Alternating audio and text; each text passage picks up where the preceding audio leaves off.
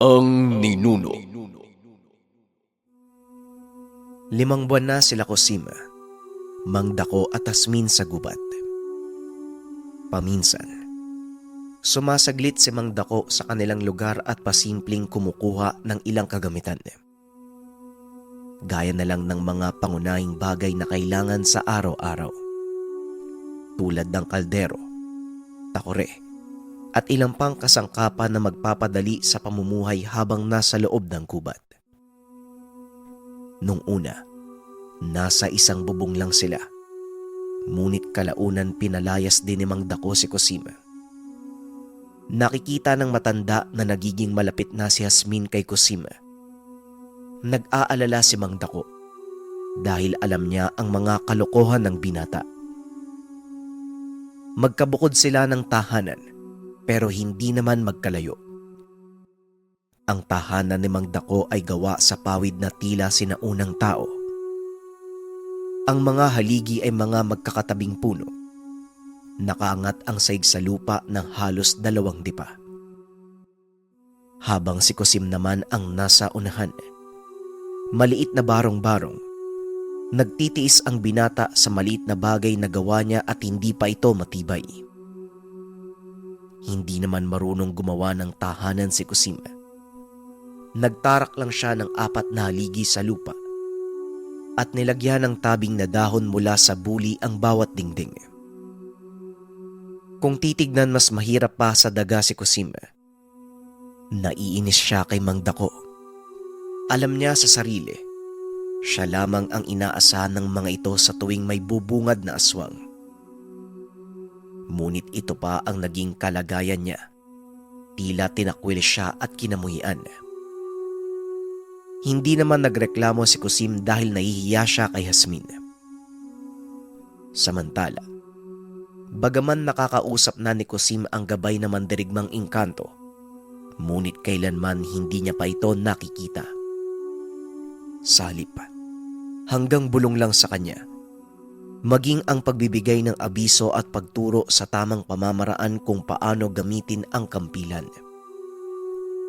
Ayon kay Cosim, napakabait sa kanya ng mandirigmang engkanto, lalo na't napatunayan niya na karapat dapat siya sa gamit. Nung una, medyo suplado, ngunit ngayon mataas na ang respeto sa kanya. Minsan nga lang umaarte ito na tila taong kulang sa pansin. Gusto palagi ng atensyon at may pagkapilyo, ngunit itinuturing siyang hari at tinitingala ng gabay. Isang hapon, masama ang panahon. Makulimlim ang kalangitan at halatang may paparating na malakas na ulan. Malamig ang simoy ng hangin. Naaamoy ng binata ang singaw ng lupa na nagsisimula ng umulan sa kabilang dako ng lugar. Nagmamadaling binalot ni Cosim ng mga dahon ng buli ang bubungan, kasabay ng paghukay ng kanal sa gilid. Sa oras na bumuhos ang malakas na ulan, hindi mapapasok ng tubig ang maliit na kwarto. Habang abala si Cosim, sandali siyang napahinto nang may nakitang kakaiba sa unahan. Sa bandang harapan ng bahay nila Mang Dako, may maitim na bagay na hindi niya maintindihan. Tumatagos lang ito sa paningin niya, tila aninong gumagalaw at posturang tao. Tinitigan itong maigi ni Cosim. "Huwag kang magpapalinlang, aking lingkod.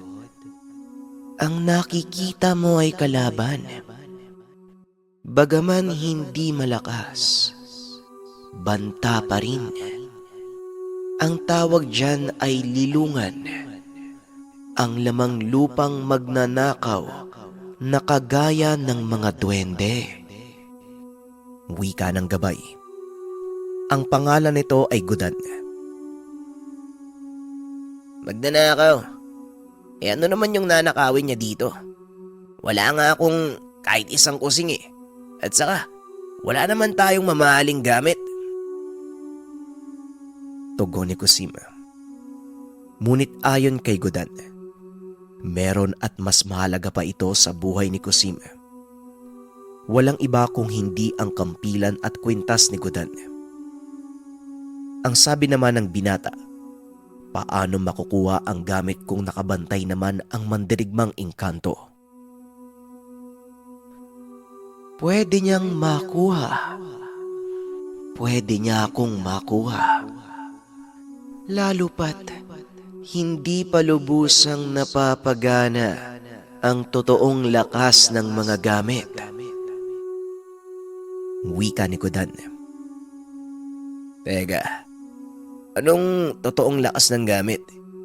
Hindi pa ba sapat yung mga tinuro mo sa akin? Tanong ni Kusim. Hindi pa.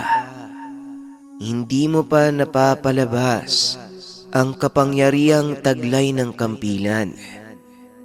Napakalayo mo pa kung iisipin. Maging ang lolo mo, hindi pa nagagamit. Kaya kung mapapansin mo, tinatago niya ang mga tangan sa aparador dahil yon sa takot na baka makuha ng iba. Kahit ang unang nagmamay-ari ng kampilan, hindi rin niya napapalabas ang tunay na lakas. Alam mo ba kung ano ang totoong lakas ng gamit? Walang iba kung hindi ako. Kapag napakawalan mo ako, makakamtan mo ang walang katapat na lakas sa mundo ng mga tao, maging sa mundo ng mga engkanto. Tugon ng mandirigmang engkanto. Nang mga sandaling iyon, sobrang nagtataka si Kusim. Kagad niyang napagtanto na may nakatago pang lihim sa gamit na maging ang dalawang naunang may-ari hindi pa natuklasan. Malaking katanungan sa kanya kung bakit binanggit ng nilalang na siya ang totoong lakas ng gamit. Hanggang sa nagpatuloy si Godan sa pagsasalaysay. Sinumpa pala ito ng diwata, kaya naglaho ang walog na si Godan. Ayon sa mandirigmang engkanto, matapos ng mahabang digmaan sa mundo nila, gusto niyang ibahin ang tungkulin na nakatalaga para sa kanya. Lahat ng mga mandirigmang engkanto ay gwardya ng lagusan, bantay sa kapayapaan ng mundo ng mga engkanto. Kaso nga lang sawa na si Godan, kaya gusto niyang maiba naman. Nang sa ganon kahit papano, maranasan niya ang nararanasan ng ibang uri. Pinili noon ni Godan na maglakbay sa mundo ng mga tao at doon siya mismo magbabantay para sa kapayapaan at katahimikan ng mga tao. Hiniling niya ito sa diwata. Kaso nga lang, hindi pwedeng maglakbay ang mandirigmang engkanto. Hanggang doon lang sila sa loob ng kanilang mundo. Batay ito sa kasunduang binigay na galing sa lumikha. Ang mga walog ay nabibilang sa matataas na uri ng nilalang. Hindi ito nababagay manirahan sa mundo ng mga tao dahil magdudulot ito ng banta. Isa pa, labag sa kautusan ang manirahan kasama ang mga tao, maging ang mga mayhinang nilalang hindi pa rin pinahihintulutan. Maliban na lang kung espiritual na kaanyuan, may paraan para mapalabas ang totoong kaanyuan at espiritual na presensya. Nagawa na ito ng ibang engkanto at naging malaya, kaso nga lang may banal na proseso. Katulad na lang ng pagsuko ng mga gamit ng mga nilalang. Ibinibigay ito sa karapat-dapat na tao. Nakakalabas sila sa mundo ng tao ngunit sa piling araw lamang. Madalas itong nangyayari sa banal na akda o ang mahal na araw. Ito ngayon ang tinatawag na mutya sa mundo ng mga tao. Sa oras na makuha ng tao, doon magkakaroon ng ugnayan ang tao at engkanto. Maraming beses na itong nangyari, napatunayan at nabigyan ng basbas. Balikan natin ang huling pag-uusap ng Diwata at ni Godan. Ang gamit mo ay ang lakas mo. Diyan ka kumukuha ng kapangyarihan. Yan ang isusuko mo. Ngunit isusumpa muna kita. Papayag ka ba na ikulong ko ang katawan mo sa gamit? Sa oras na makuha ng karapat-dapat na tao, siya na ang tutuklas kung paano ka mapapalabas. Tandaan mo, kahit nasa mundo ka na ng mga tao, may dapat ka pa ring sundin. Kung sino man ang mag-aalaga sa'yo, hindi ka pwedeng humiwalay sa kanya dahil mamamatay ka. Makakalipat ka lang sa oras na mamatay na ang tao. Sa madaling salita, kung sino ang nagbabantay sa'yo, magiging isa kayong dalawa. Ito ang mga katagang binitawan ng Diwata habang kausap ang mandirigmang engkanto. Dahil sa tindi ng pagnanais ng walog na si Godan, hindi niya naalintana ang babala ng Diwata. Pumayag ito kahit mapapasailalim siya sa dikna ng tao para lamang makamtan ang matagal ng inaasam. Pumayag si Godan at matapos makapagbitaw ng kataga, kagad naglaho ang walog at nakulong sa kwintas. Maging ang alaga nitong malaking salagubang ay naglaho din. Ganun ba? Teka, kapag napakawalan kita, ano nang mangyayari? Tanong ni Kusim. Makikita ko na ang totoo kong anyo. Pero ganun pa din. Hindi ako mawawalay sa'yo, aking lingkod. Matagal ko nang gustong makita muli ang sarili ko. Hindi ko na halos matandaan kung ano na ang itsura ko sa tagal kong nakakulong. Ang problema nga lang, ikaw ang tutuklas kung paano mo ko mapapalabas. Sana mangyari na ito sa pangangalaga mo. Hindi ko rin alam ang gagawin.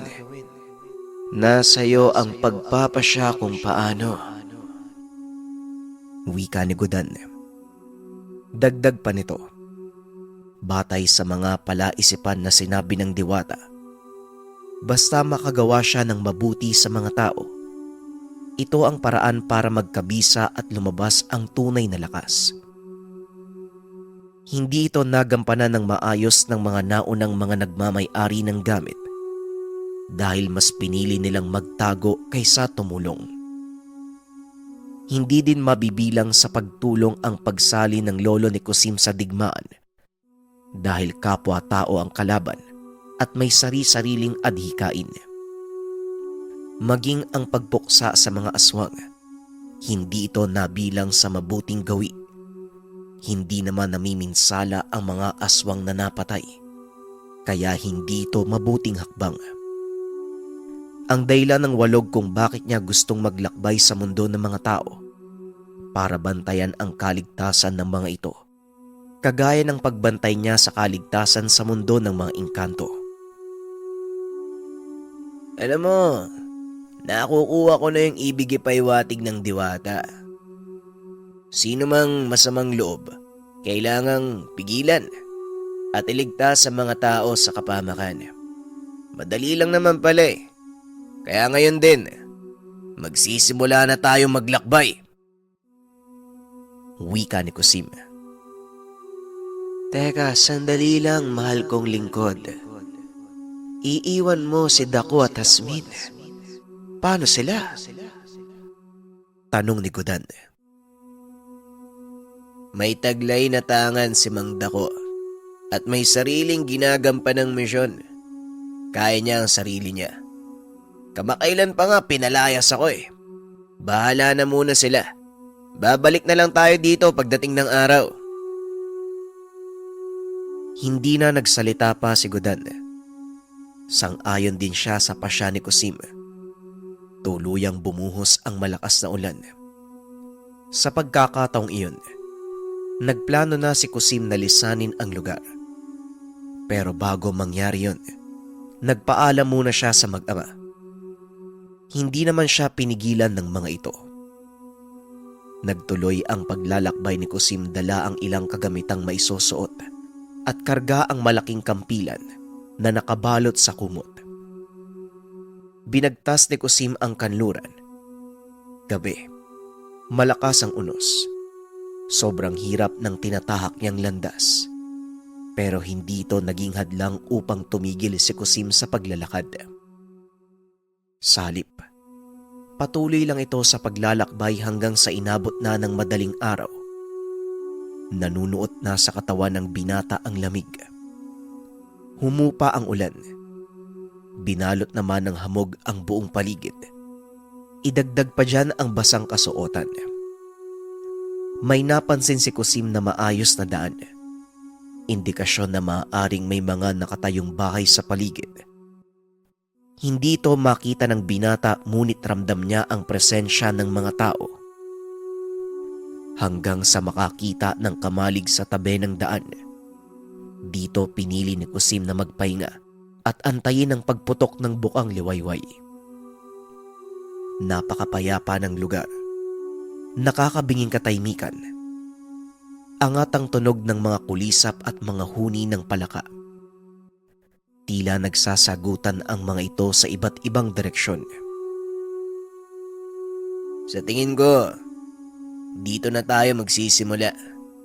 Masarap siguro yung tuba dito sa lugar, ano? Wika ni Kusim. Aking lingkod, ikaw ang bahala. Pero huwag ka masyadong maglalasing. Kapag dumaloy ang alak sa ugat mo at napunta sa utak, apektado ang pag-iisip. Madalas kong sinasabi sa'yo yan, pero ni isang beses, hindi ka naman nakikinig. Wika ni Godan. Ang sabihin mo sa akin, takot kang malasing ako dahil dala ko yung malaking sagwan. Natatakot ka bang magmaoy ako? Tama? Tanong ni Kusim. Parang gano'n na nga, mahal kong lingkod. Maya-maya pa, dinalaw ng matinding antok si Kusim. Hindi niya namalayan na kahit nakasandal lang sa haligi ng kamalig, nakatulog ang binata. Nagising siya sa boses ng bata. Hala, dali tignan nyo. May tao sa kamalig nila, Tatang Meroy. Teka, parang baliw oh. Tignan nyo ang dumi. Wika ng bata sa likuran ng kamalig. Dalawa ito. Isang babae at lalaki na sa pagkakatansya ni Kusim. Nasa edad 9 lang. Angat na ang araw ng mga sandaling ito. Mapungas pa ang mga mata ng binata. Pagtayo niya, nauntog pa siya sa kawayang kinakapitan ng pawid.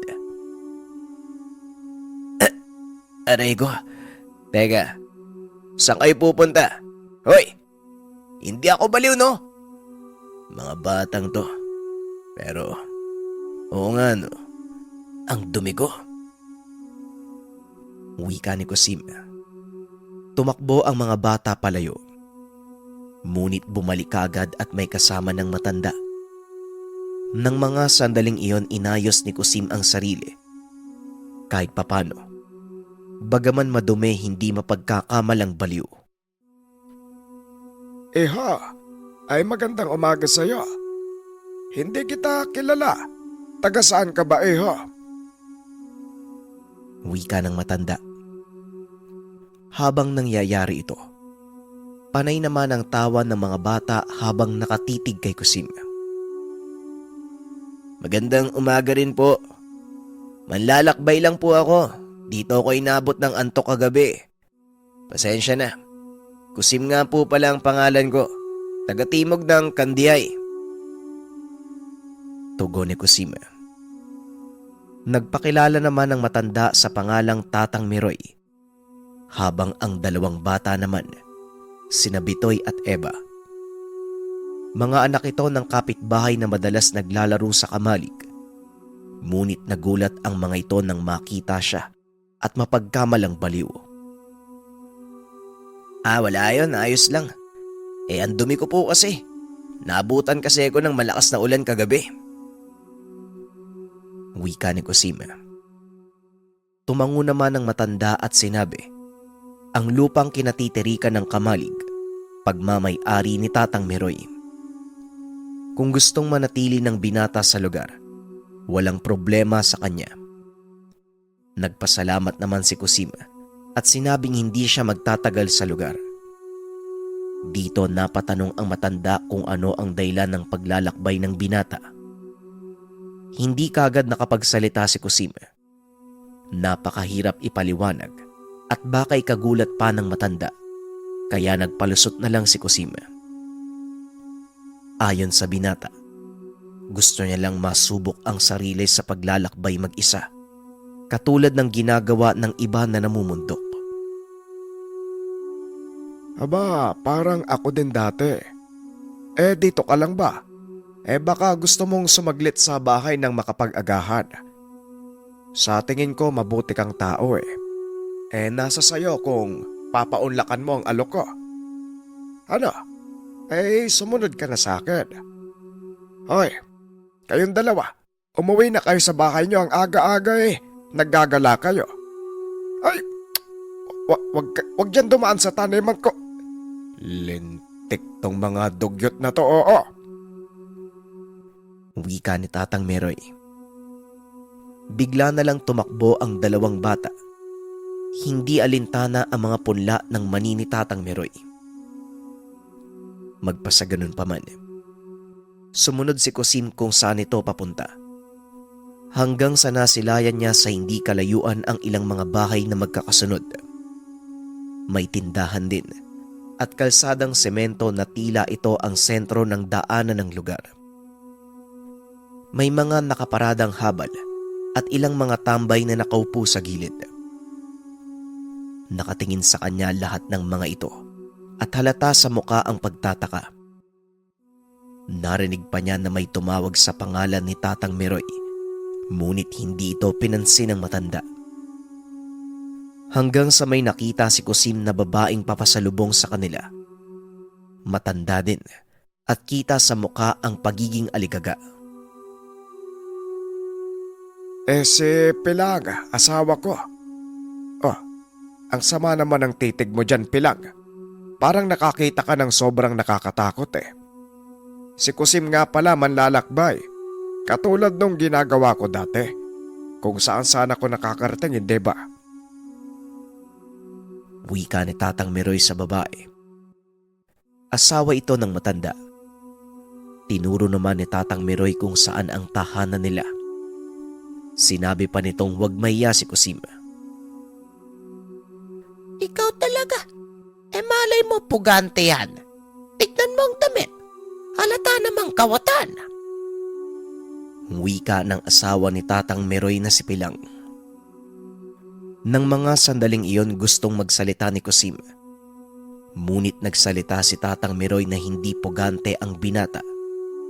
Marunong siyang kumilatis ng tao. Malayo ito sa mga iniisip ng asawa. Kung ako sa'yo, ipaghanda mo na lang kami ng agahan.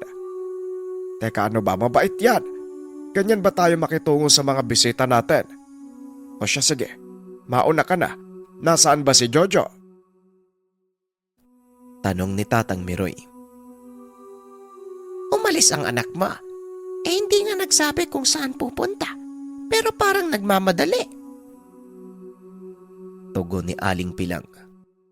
Ang tahanan nila ay karaniwang nakikita sa probinsya. Nakaangat ang saig sa lupa. May beranda at may malawak na sala sa loob.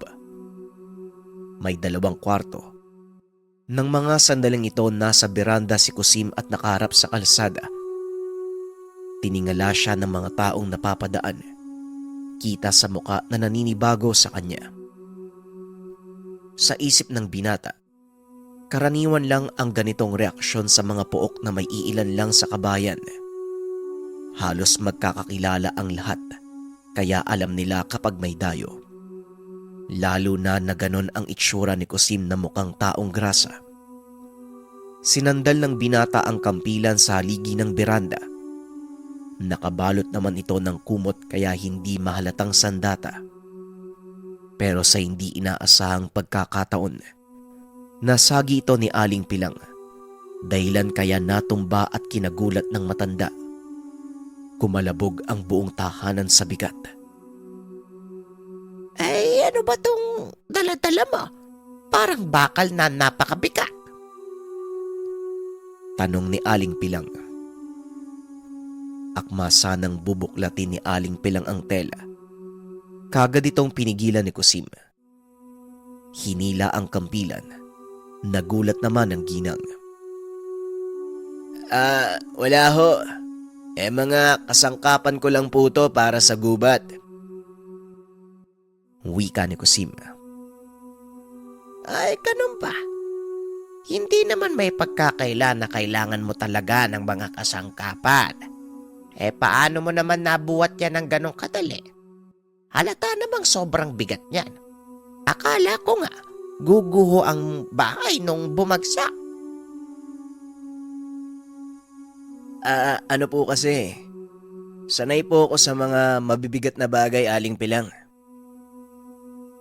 Pagpapaliwanag ni Kusim. Hindi naman na nagsalita pa si Aling Pilang. Maya-maya pa naghanda na ito ng agahan. Kumain ng sabay si Kusim at Tatang Meroy.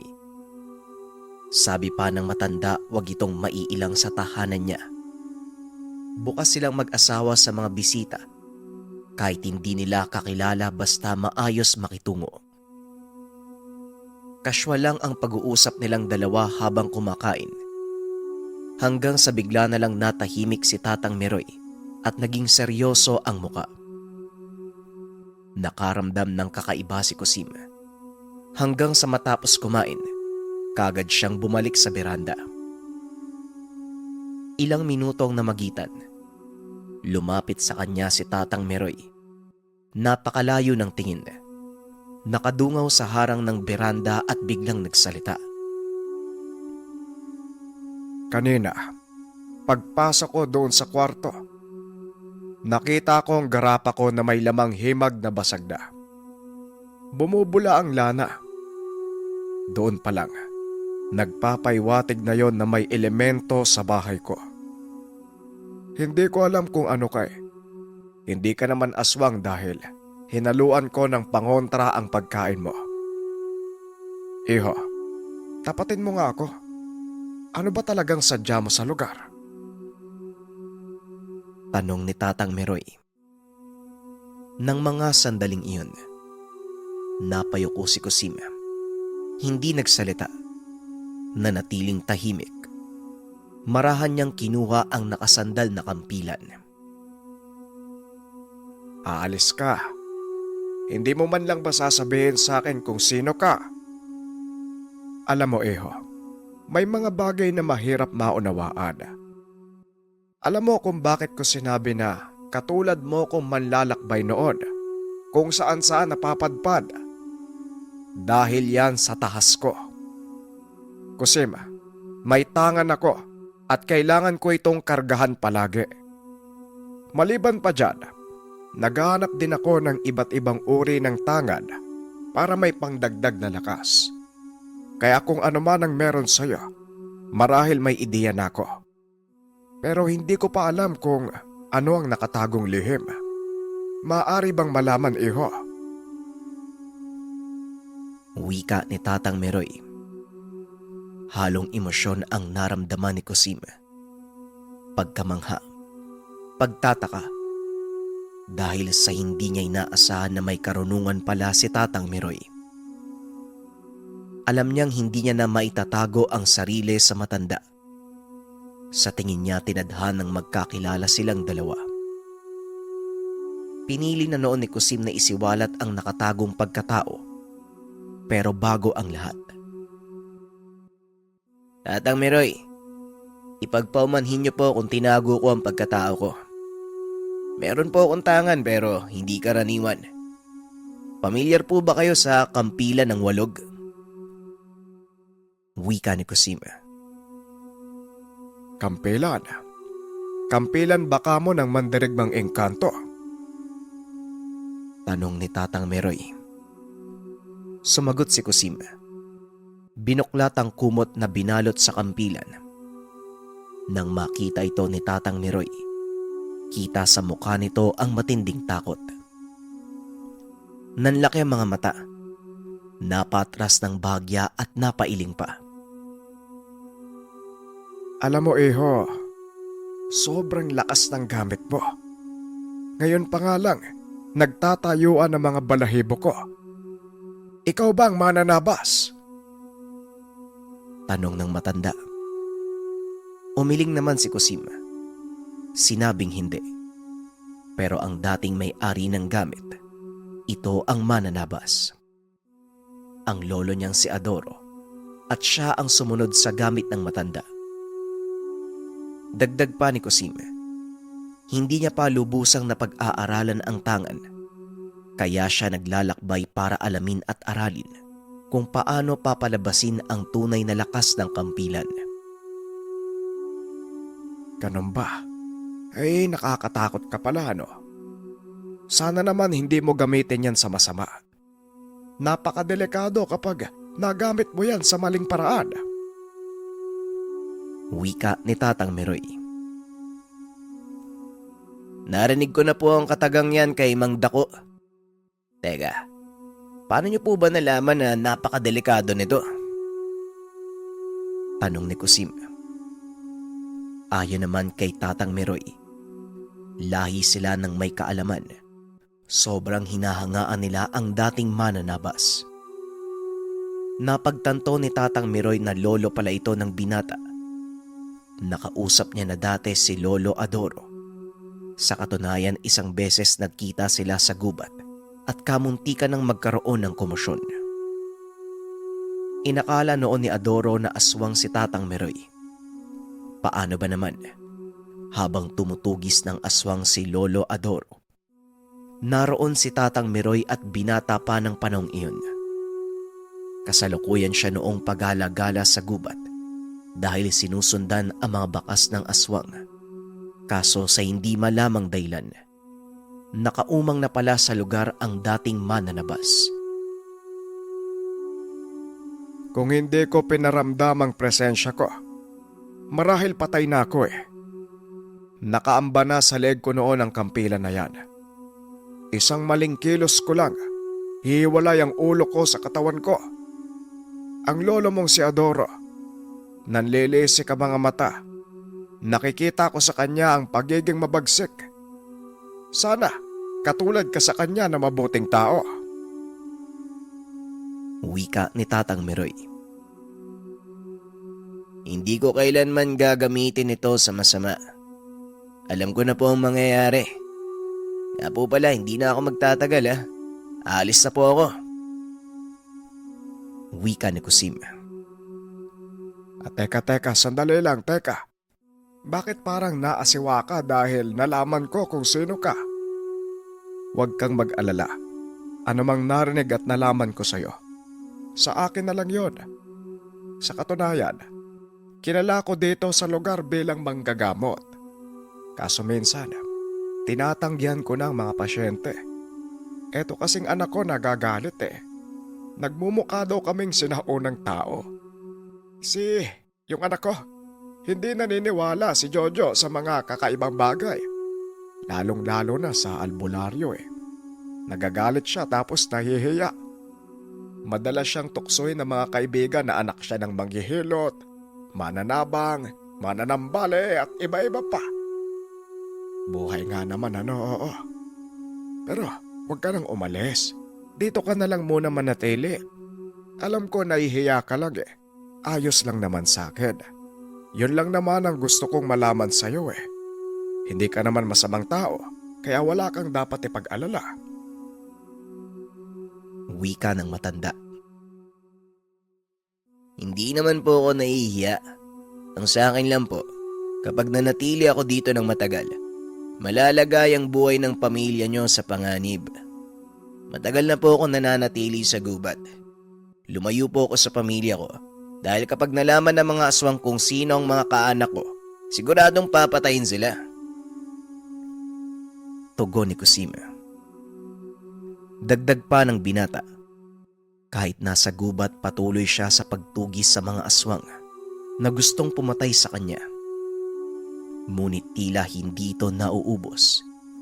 Napakarami niya nang napatay ngunit may sumusulpot pa rin.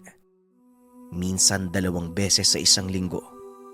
Paminsan ay 3. May napapatay siya ngunit meron ding nakakatakas. Tumango si Tatang Meroy at naintindihan niya ang binata. Ngunit bago umalis, sinabihan niya itong kapag gustong bumalik, bukas ang pintuan ng tahanan niya. Hindi naman siya natatakot sa banta sa buhay ng pamilya kapag nanatili ang binata. May kaalaman si Tatang Meroy at sa katunayan, 2 aswang na ang napatay niya. Minsan na ding napasabak ang matanda sa napakalakas na mangkukulam. Sa kabutiang palad, nagtagumpay naman si Tatang Meroy. Basta, kung wala kang masisilungan, bumalik ka dito. Hindi ako takot sa mga aswang na gustong pumatay sa'yo, ano? Pero bueno, mag-iingat ka. Wika ni Tatang Meroy. Tumango naman si Kusim. Tumalikod at bumaba ng bahay. Tinawag pa nito ang asawa ni Tatang Meroy na naroon sa likuran. Nagpaalam ang binata na aalis na. Hindi naman nagsalita ang matanda. Sa halip na kasimangot ang muka at halatang galit. Maraming salamat po sa inyo. Konting ngiti naman po dyan, oh. Wika ni Kusim. Tuluyan na itong naglakad palayo. Hinabol pa siya ng 2 paslit na si Bitoy at Eva. Tinutukso si Kusim na taong grasa. Napapailing na lang ng mga sandaling iyon si Kusim. Nang makarating siya sa kamalig kung saan nakatulog, naupo muna siya sandali.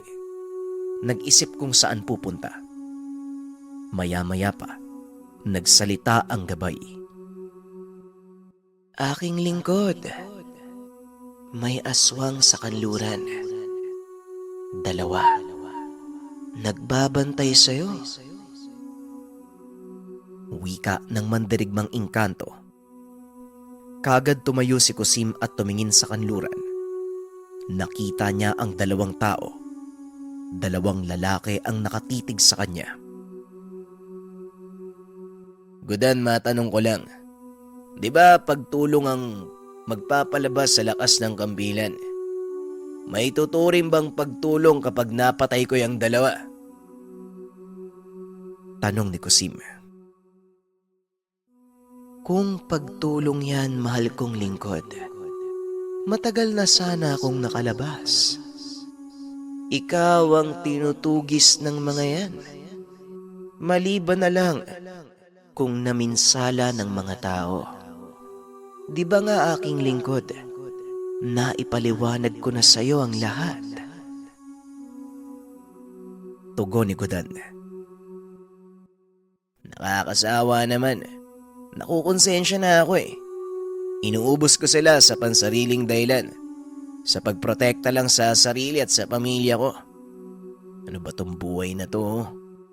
Bakit ba sinimulan ng dating nagmamay-ari ng kampilan na patayin yung mga ganyang klase ng aswang? Mga uri ng kubot na wala namang atraso sa mga tao. May iilan pero hindi naman sila lahat masama. Wika ni Kusim. Sinabi ng mandirigmang engkanto, sa kanya didepende ang pasya. Kung gusto nitong patayin ang mga aswang, hindi niya pipigilan ang binata. Nasanay na rin ang mandirigmang engkanto sa mga naunang nagmamay-ari ng mga gamit. Nang mga sandaling iyon, naroon pa rin ang dalawang paslit at patuloy sa panunukso. Naging aligaga si Kusim. Kung sakaling may gawin sa kanya ang mga aswang, maaaring madamay ang dalawang bata. Kumakain ako ng tao. Sige kayo. Kapag hindi kayo umuwing dalawa, kakainin ko kayo. Wika ni Kusim sa mga paslit. Inambahan niya ng kagat ang isang paslit. Sumigaw ang mga ito. Nagpulasan at kamuntikan pang madapa. Matapos nun, kagad nang kumilos si Kusim. Naglakad ito palapit sa mga tao. Kaso nga lang sa pagkakataong iyon, hindi alam ni Kusim na sinundan pala siya ni Tatang Meroy. Bitbit nito ang bag na naiwan sa tahanan niya. Hanggang sa tinawag ni Tatang Meroy si Kusim, nang marinig ng binata ang boses ng matanda. Sandali itong napatigil sa paghinga. Sumimangot ang muka. Akma na sanang susunggab na siya sa mga nakamasid na aswang. Kaso nga lang naudlot ito. Iyo nakalimutan mo yung bag mo. Mabuti na lang naabutan kita. Teka, bakit ganyan yung mukha mo? Parang galit ka. Wika ni Tatang Meroy. Makikita sa mukha ni Kusim ang pagkadismaya. Ay, naku naman talaga, istorbo. Mabuti na lang hindi ako napansin ng mga kalaban. Wika ni Kusim sa sarili. Teka, sandali nga. Hindi kita maintindihan Ano bang plano mo? Tanong ni Tatang Meroy. Wag po kayo magpalata. Nakikita niyo po ba yung dalawang taong yun sa unahan? Mga aswang yan. Nagmamasid sa akin at balak akong patayin. Teka lang po. Gumilid ka lang dyan. Kunwari may ginagawa ka. Kapag nahalata nilang may gagawin ako, siguradong magpupulasan ng mga aswang na yan. Wika ni Kusim. Hindi na nagsalita pa si Tatang Meroy. Tumangulang ito. Kagad gumilid at nagkunwaring iihilang. Dito na sinimulan ni Kusim ang plano. Pinag-aralan ng binata ang paligid. Kung sakaling mapansin siya ng mga aswang, malalaman niya kung saan ito maaaring pumunta. Nagkunwari naman ang binata na may tinitignan sa itaas ng puno habang naglalakad. Sumisipol pa si Kusim habang papalapit sa kinaroroonan ng mga ito. Hanggang sa matansya niya ang layo, dito niya dahan-dahang binaba ang kargang kampilan, ngunit hindi inaalis ang kumot. Sa hindi malamang dahilan, bigla namang may tumulak sa kanya mula sa likuran. Halos nawala ng balanse ang binata. Kamuntikan pang matumba. Mabuti na lang kagad na itukod ang kampilan. Gulat na gulat si Kusim ng mga sandaling ito. 3 pala ang nakamasid. Yung isa nakaupo sa gilid at hindi niya napansin. Kagad namang naalarma ang 2 pang aswang. Tumakbo ang isa na tumulong sa kanya. Kaso nga lang ang 2 naman, naiwan at nakatitig sa kanya. Nakasimangot ang muka na tila asong gustong sumunggab. Nang mga sandaling iyon, makikita na kay Tatang Meroy ang pagkataranta. Hindi na malaman ang gagawin at tila gusto nang umalis, ngunit nag-aalangan. Napagtanto niyang ito ang mga aswang na tinutukoy ni Kusim. Matapos maging agresibo, kagad niyang naramdaman ang pagiging aswang ng mga ito. Bagaman may araw at hindi nakakapagpalit ng anyo, nakilatis ito ng matanda. Doon ginanahan si Kusim. Inunat ang mga kamay at winasiwas ang kampilan. Dito niya tinanggal ang nakabalot na tela. Hindi ba kayo titigil sa pagtugi sa akin? Hindi pa ba kayo nadala? Ilan na ang napatay ko sa uri nyo? Isipin niyo naman na may sarili din kayong buhay at pamilya. Wika ni Kusim. Yun nga ang dahilan. Habang pinupuksa mo mga kalahi namin, mas umiinit ang dugo namin sa'yo. Wala na kaming pakialam kung ano man ang mangyari sa amin. Basta mapatay ka lang. Wika ng isang aswang. Sino bang nag-utos sa inyo na patayin ako? Wala naman ah. Ang pinanghugutan nyo lang ng galit yung dating mananabas. Ngayon nasa akin na yung gamit. Wala akong planong puksain kayo. Alam ko namang namumuhay lang kayo ng tahimik. Alangan naman, pabayaan ko lang ang sarili ko. Papatayin nyo ako, di sige, gaganti ako. Kung hindi na importante sa inyo ang buhay nyo, simulan nyo nang lumapit nang hindi na ako mahirapan. Wika ni Kusim. Mas nagalit ang dalawang aswang. Nagkatitigan ang mga ito at halos sabay pang tumango sa isa't isa. Mapang-alipusta ka. Salot ka sa lahi namin. Wika ng isang aswang. Marahan silang lumapit kay Kusim at umamba ng pag-atake. Nang mga sandaling iyon nag-aalangan naman si Kusim. Hindi dahil sa takot siya sa aswang, kung hindi nakaramdam siya ng konsensya sa mga ito.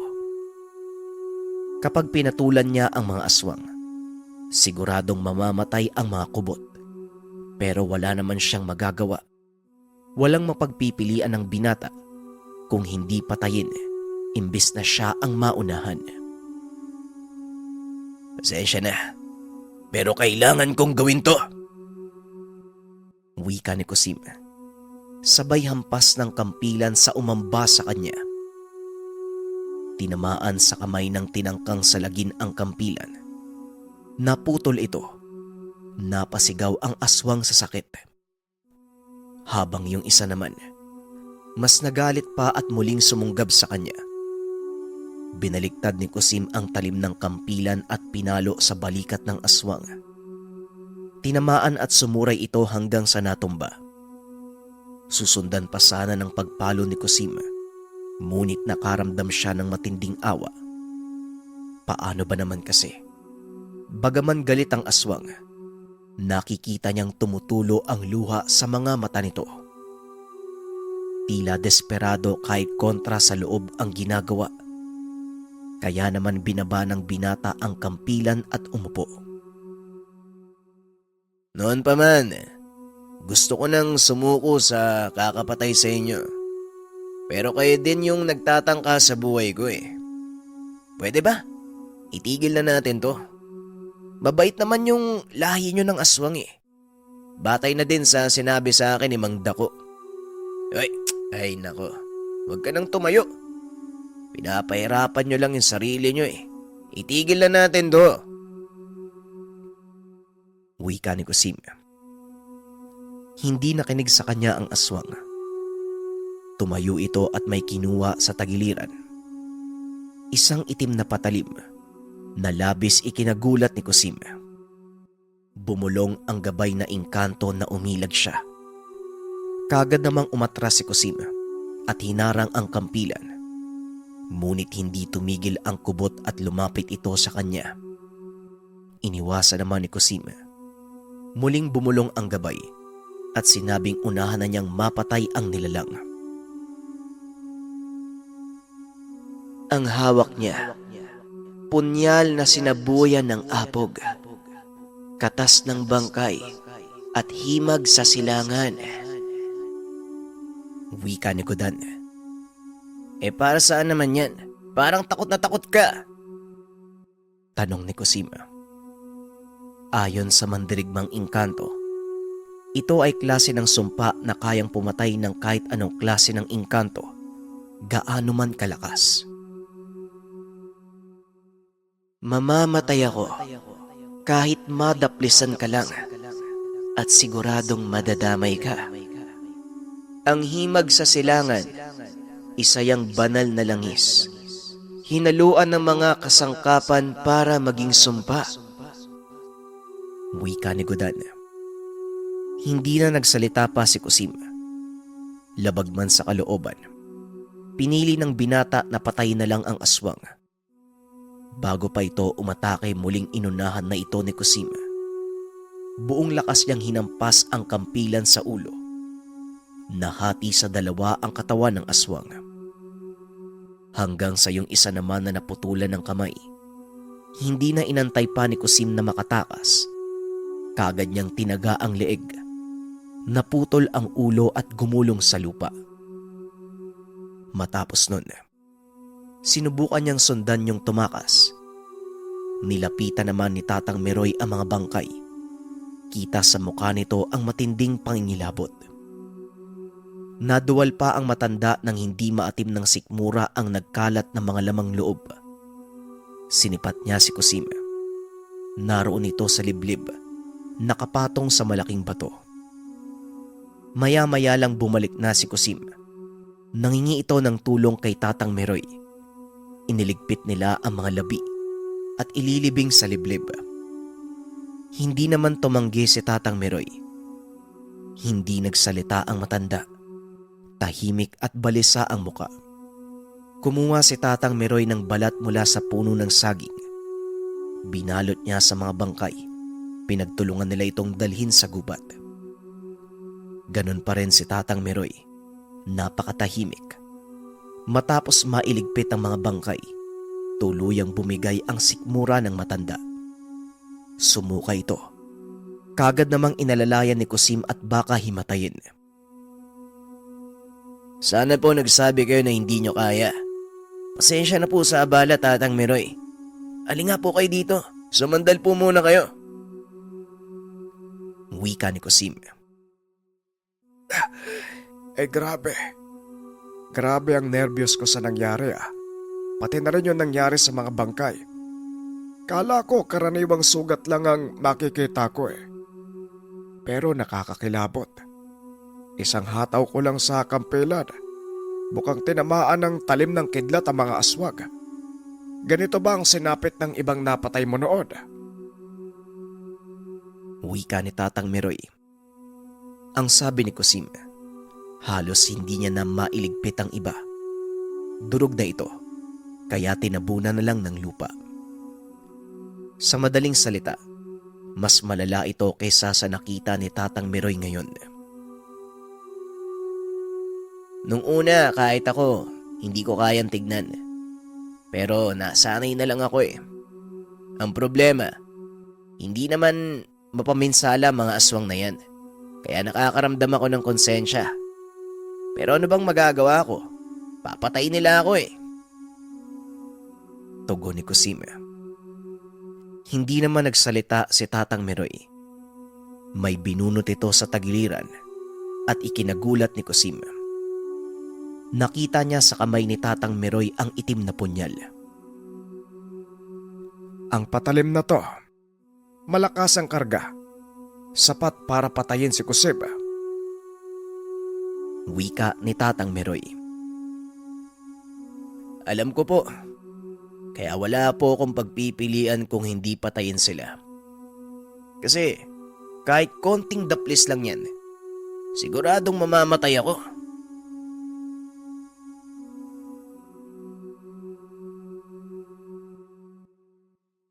Ang Ninuno.